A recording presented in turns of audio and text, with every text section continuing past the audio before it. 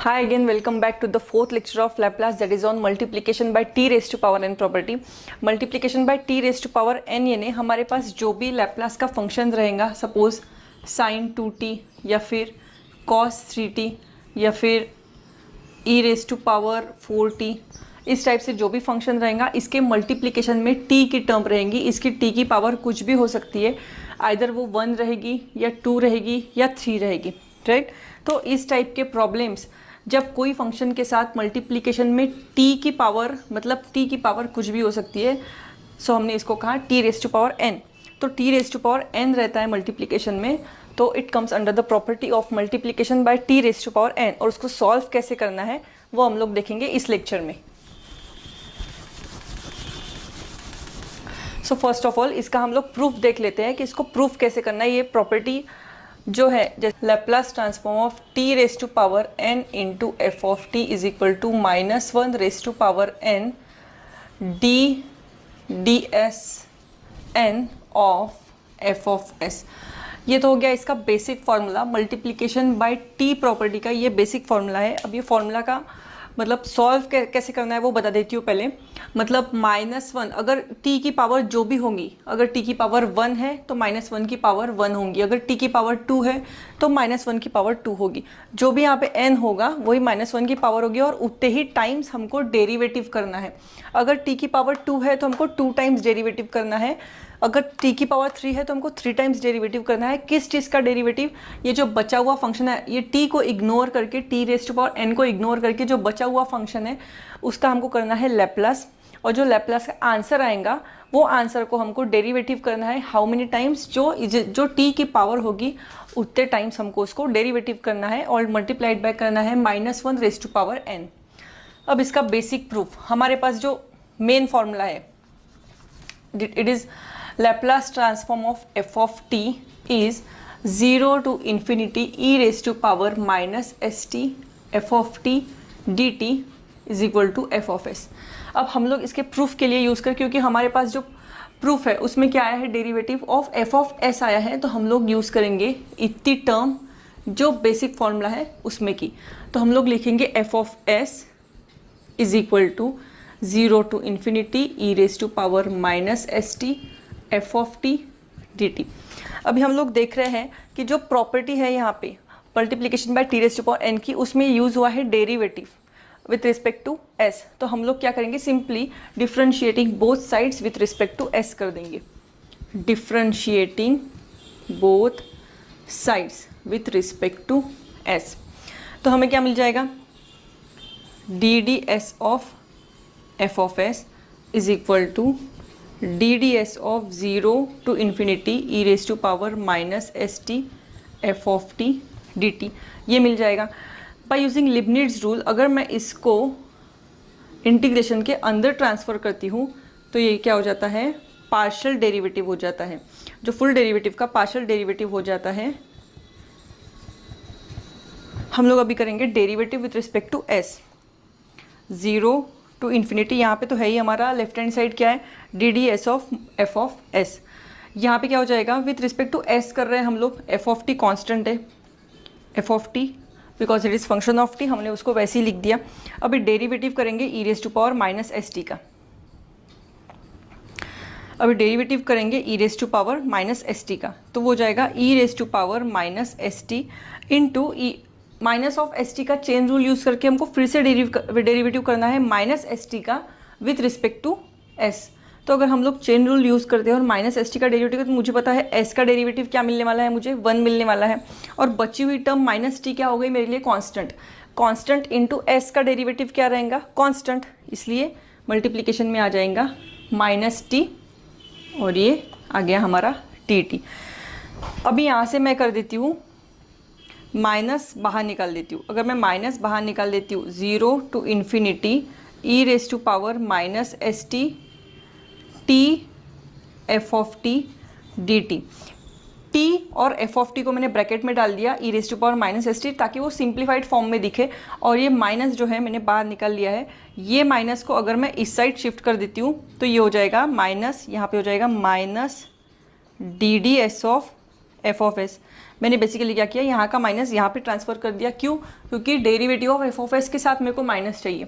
मुझे ये जो प्रूफ करना है इसको देख कर ही प्रूफ करना है। आपको जो प्रूफ पूछते हैं एग्जाम में तो इसको क्या क्या आना चाहिए हमारा आंसर, उसको देख के आपको प्रूफ करना है, राइट। और ये प्रॉपर्टी अपने आप प्रूफ हो जाएगी। ये तो आ गया हमारा राइट हैंड साइड, तो हमारा आ गया है। ये जो राइट हैंड साइड था ये हमारा आ गया है f of s is equal to, अगर मैं इसको मेन फॉर्मूला से कंपेयर करती हूँ तो 0 टू इन्फिनिटी लिमिट्स बराबर है e raise to power minus s t. सिर्फ एफ ऑफ टी की जगह क्या आया है, t into f of t. तो मैं यहाँ पे Laplace of f of t की जगह क्या लिख सकती हूँ, Laplace of t into f of T.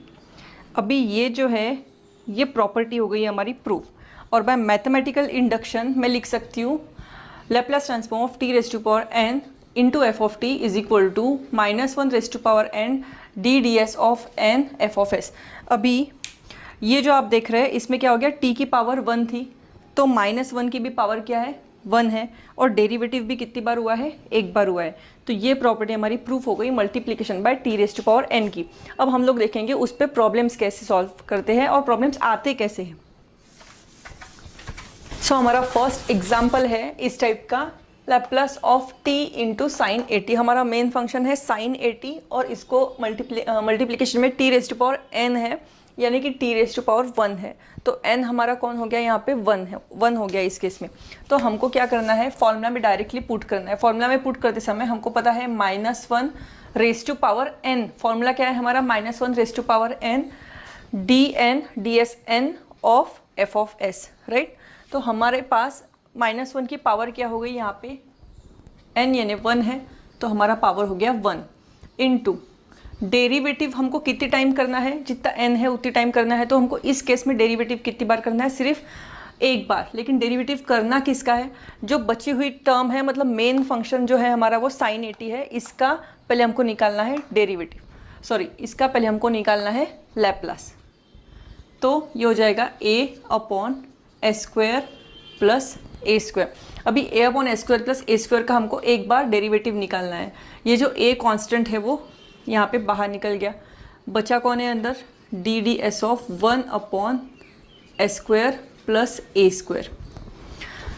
हमको यहाँ पे कौन सा फॉर्मूला लगेगा हमारा, यहाँ पे derivative of 1 upon x raise to power n is -n upon x raise to power n plus 1। तो हमारा ये जो ब्रैकेट है, ब्रैकेट की पावर क्या है, 1। मतलब हमारा n according to this formula of derivative n is 1। तो हमारा हो जाएगा -1 upon x raise to power n plus 1, यानी कि -1 upon x raise to power n plus 1, यानी 1 + 1 2। यहाँ पे हमारा x यानी कौन है, ये ब्रैकेट। लेकिन ये ब्रैकेट सिर्फ s होती तो ये फॉर्मूला ओके होता है यहाँ तक। लेकिन हमारे यहाँ पे S square plus a square bracket के अंदर अदर देन s है, तो हमको यहाँ पे अप्लाई करना पड़ेगा चेन रूल। तो चेन रूल अप्लाई करके हमारा एस स्क्वायर का डेरिवेटिव क्या हो जाएगा, 2s, और ए स्क्वायर का हो जाएगा 0, क्योंकि बीइंग कांस्टेंट ए स्क्वायर का 0 होगा और हम लोग विद रिस्पेक्ट टू s कर रहे हैं, इसलिए एस स्क्वायर का फिर से डेरिवेटिव चेन रूल से किया तो 2s हो जाएगा। अब इन तीनों को ऊपर में न्यूमरेटर में मल्टीप्लाई कर दिया। यहाँ पे हमने न्यूमरेटर को मल्टीप्लाई कर दिया तो ये माइनस माइनस प्लस हो जाएगा, 2as upon s square plus a square का होल स्क्वायर। ये रहेगा हमारा फाइनल आंसर इस प्रॉब्लम के लिए। नेक्स्ट प्रॉब्लम देखते हैं। एक बात आप याद रखना कि इसमें दो फॉर्मूले जो है, इस केस में जो है दो फॉर्मूले ज़्यादा करके लगेंगे। वो है derivative of 1 upon x raise to power n is -n upon x raise to power n plus 1, और derivative of u by v, that is quotient rule लग सकता है, वो है v derivative of u minus u derivative of v upon v square. ये हमको derivative यहाँ पे लग सकता है। ये दो फॉर्मूले हमको लगेंगे, इसलिए मैंने लिखा के दिए। अगर ऊपर में भी s की, मतलब न्यूमरेटर में, ऊपर न्यूमरेटर में अगर s की टर्म है और डिनोमिनेटर में भी s की टर्म है तो हमको लगाना पड़ेगा u बाई v। लेकिन अगर न्यूमरेटर में कांस्टेंट आता है, जैसे साइन के केस में, प्रीवियस प्रॉब्लम में आया, साइन के केस में ऊपर कांस्टेंट आया, कांस्टेंट को हम लोग बाहर निकाल लेते हैं तो ऊपर बचेगा 1। अगर ऊपर 1 आता है तो हमको ये फॉर्मूला अप्लाई करना है, और अगर ऊपर और नीचे दोनों तरफ s की टर्म है, वो कांस्टेंट नहीं है अगर न्यूमरेटर में, तो हमको ये फॉर्मूला यूज़ करना है। नाउ वन मोर एग्जाम्पल जिसमें t की पावर अदर देन 1 है, वो है t क्यूब। तो हमको डेरिवेटिव कितनी बार करना है, 3 बार करना है और -1 की भी पावर कितनी रहेगी 3 d cube d s cube of Laplace of e raise to power 4t। E raise to power 4t का लैप्लास 1/s-4। यहाँ पे मैं देखती हूँ ऊपर 1 है तो मेरा फर्स्ट फॉर्मूला डेरिवेटिव का यूज होगा, that is 1/x raise to power n। -1 का क्यूब हो जाएगा माइनस स्क्वायर। क्यूब का मैंने स्क्वायर क्यों किया, क्योंकि मैं 1 टाइम डेरिवेटिव अंदर अप्लाई करने वाली हूँ। तो ये हो जाएगा -1/s-1 रेज़ टू पावर 2 और s-4 का फिर से derivative, sorry s-4 raise to power 2 और s-4 का फिर से डेरिवेटिव हो जाएगा 1। यहाँ पे आंसर क्या है, माइनस फिर से मैंने बाहर निकल लिया तो माइनस माइनस हो जाएगा प्लस d² / 1/s-4 का स्क्वायर। अभी मैं वापस यहाँ पे फिर से डेरिवेटिव अप्लाई करूँगी, तो एक डेरिवेटिव बाहर रखती हूँ, एक अप्लाई कर देती हूँ। तो अभी n की पावर कितनी है 2, 1/x raise to power n का formula -2/s-4 raise to power 3, क्योंकि हम लोग यहाँ पे लिखते हैं n+1। तो ये हो जाएगा फिर से 1, -2 बीइंग कांस्टेंट उसको बाहर निकाल लिया। आखिरी डेरिवेटिव हमको यहाँ पे अप्लाई करना है, दैट इज़ 1/s-4 का क्यूब। -2 यहाँ पे डेरिवेटिव अप्लाई किया, -3/s-4 रेज़ टू पावर 4। ये रहेगा मेरा फाइनल आंसर। सिर्फ सिंप्लीफाई करना बाकी है। -2 × -3 6/s-4 का रेज़ टू पावर 4। ये रहेगा मेरा फाइनल आंसर इस केस के लिए, जब मुझे करना पड़ा था 3 बार डेरिवेटिव। ठीक है, so one more example is here. यहाँ पे क्या हुआ है, मल्टीप्लीकेशन बाय टी की प्रॉपर्टी तो यूज हुई है, लेकिन हमने जो सेकंड प्रॉपर्टी देखी थी that is first shifting property. Linearity के बाद सेकंड प्रॉपर्टी हमने देखी थी फर्स्ट शिफ्टिंग प्रॉपर्टी। तो इसमें multiplication by t raise to power n के साथ हमको लगा है फर्स्ट शिफ्टिंग प्रॉपर्टी का भी यूज हुआ है यहाँ पे। तो हम लोग फर्स्ट अप्लाई कर देते हैं फर्स्ट शिफ्टिंग प्रॉपर्टी, और उसके बाद में जो आंसर आएगा फर्स्ट शिफ्टिंग का उसको हम लोग अप्लाई करेंगे multiplication by t raise to power n की प्रॉपर्टी। यहाँ पे मैंने अप्लाई कर दिया फर्स्ट शिफ्टिंग। तो फर्स्ट शिफ्टिंग का अगर मैं Laplace of e raise to power 80 into sine 80, इसका अगर मैं लैप्लास करती हूँ तो मुझे मिलता है a/s² प्लस a², और s की जगह मैंने कर दिया put s minus a whole square. तो आपने फर्स्ट शिफ्टिंग प्रॉपर्टी आपको अच्छे से समझा होगा, तो फिर ये प्रॉपर्टी ये कैसे आई आपको समझ जाएगा। तो ये हमारा हो गया सिर्फ इसका लैप्लास का आंसर। फिर हमको प्रॉपर्टी इसको क्वेश्चन आंसर में पुट करना है multiplication by t raise to power n का, वेयर -1 की पावर कितनी हो जाएगी 1, और डेरिवेटिव हमको करना है 1 टाइम, और वो भी किसका, ये जो आंसर आया है इसका। यहाँ पे a बाहर निकल लिया तो -a derivative of 1/s-a² plus a²। यहाँ पे 1 है ऊपर, तो हमको कौन सा फॉर्मूला यूज होगा, x raise to power n, 1/x raise to power n, that is -1/s-a² plus a² का पावर हो जाएगा 2, और इस ब्रैकेट का मुझे फिर से डेरिवेटिव करना है अप्लाइंग चेन रूल।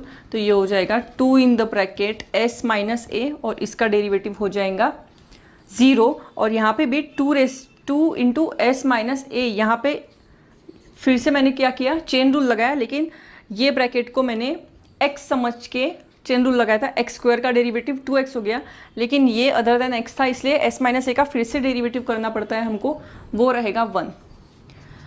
फाइनल ये पूरा मल्टीप्लाई करके हमको मिलता है minus minus plus 2a in the bracket s minus a upon s minus a² plus a² का होल स्क्वायर।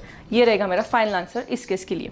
तो ऐसे सॉल्व करते हैं t raise to power n property के प्रॉब्लम्स।